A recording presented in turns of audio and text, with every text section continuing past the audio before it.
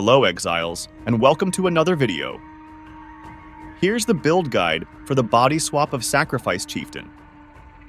For all those who are new to the build, Bodyswap of Sacrifice is the transfigured version of Bodyswap, where instead of swapping with a corpse, you swap with a minion with a much larger life scaling compared to the regular Bodyswap. Last Affliction League, we were using Dark Marionettes as our choice of Spectre, since it revives after it gets killed. Unfortunately, the Dark Marionette cannot be acquired in this Necropolis League, so we need to find another way to generate minions. One idea is using Unleash and SRS of Enormity. The problem with this setup is it would be a 2-button build, which is very clunky unless you find a way to automate the summoning.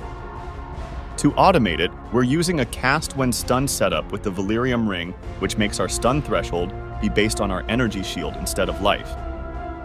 Since we have minimal ES, all hits are sure to stun us, which procs all our spells linked to cast when stunned. We also combine this with the Blood Notch and Immutable Force combo to help with our survivability, since Defiance of Destiny is now a T0 unique and is worth a lot of divines at the moment. Since this is a cast when stunned build, this is going to be a pure mapping build. You can kill bosses within the maps, but it would take a long time if they're alone. Don't even try killing pinnacle bosses with this. Just don't.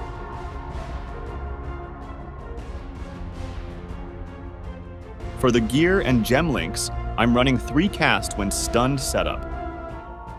I opted for a Raise Spectre and Desecrate setup for the minion, since there will be a chance that you get corpses with high life multipliers in a map depending on what enemies are in the map. Even if all the enemies in the map have a low life multiplier, then it just means they're easier to kill, so you won't really need those big damage explosions. But if you want a more consistent DPS, then SRS of Enormity is the way to go, and you'll save a gem slot, your choice. The Spectre is slotted in our 6-link weapon. It is linked with cast when stunned, life tap, empower, and minion life.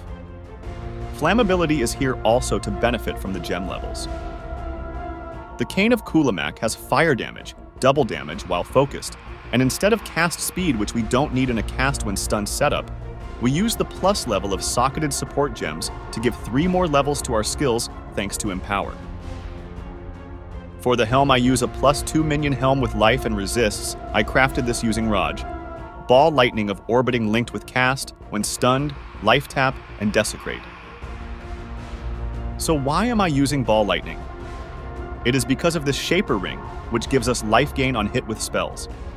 This helps us with our survivability and our life costs, since all of our skills are using life tap.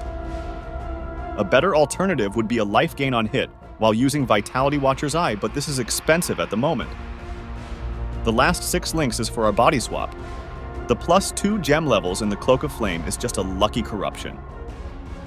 Gem levels for the Bodyswap don't really contribute much to its DPS, so ignore that. Bodyswap is linked to Cruelty, cast when stunned, combustion, life tap, and fire penetration. For the gloves and boots, it's just rares with life and resists. We have here our auras. Determination, Purity of Fire, and Petrified Blood are linked to Enlighten. Vitality is linked with Arrogance. And finally, Arctic Armor. We also have our Leap Slam here.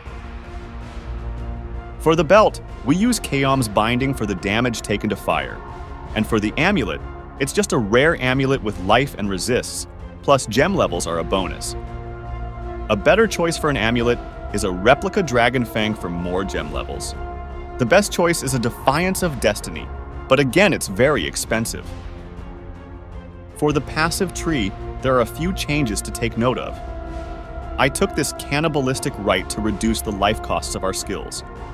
We're still using an Elegant Hubris with as much minion life as you can get, and get 180% Avoid Shock so we can combine it with Storm Shroud and another 20% from another jewel, so we can have 100% elemental avoidance.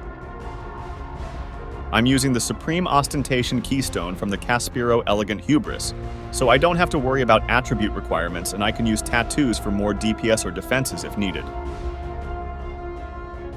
Lastly, I took this Flask Cluster here, so we can take the Flask Mastery that recovers 4% of your life when you use a flask. That's another life recovery source if combined with flasks that have gain charges when you are hit. Now let's do a map showcase. This is a T15 Jungle Valley map. I don't know why I don't have a T16-1. I'm running Delhi and Beyond just for this showcase.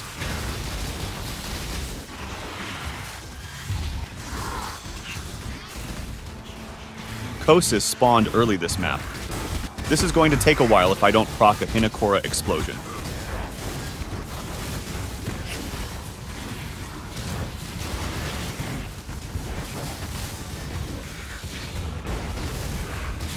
There we go.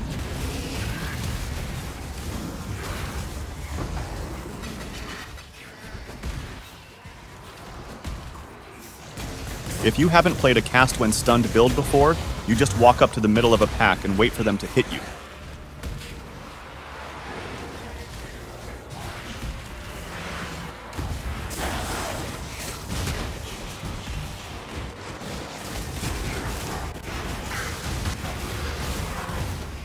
I'm running an Enduring Cry here at the time of recording this, but I swapped it out eventually for a Flammability Curse.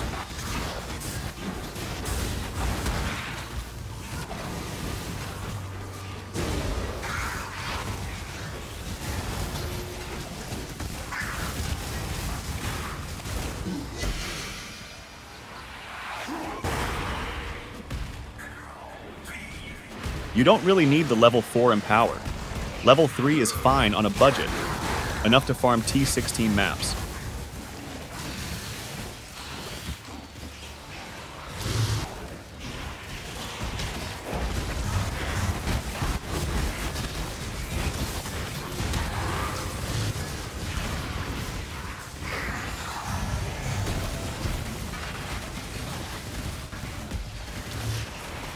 The build is great for any mechanics that produce a lot of enemies like Expedition, Harvest, Ambush, or Ritual.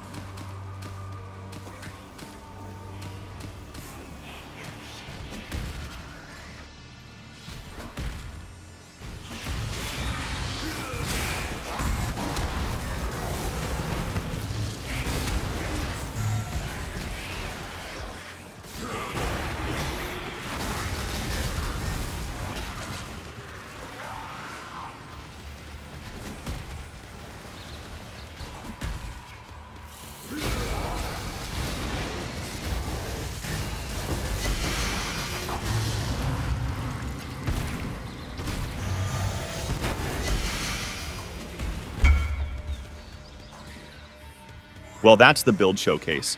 I'll try killing the boss.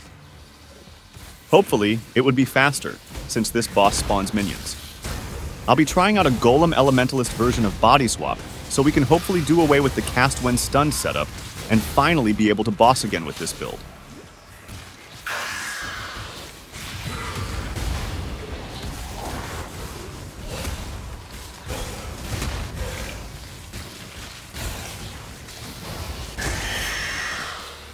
Thank you all for watching. See you in the next video.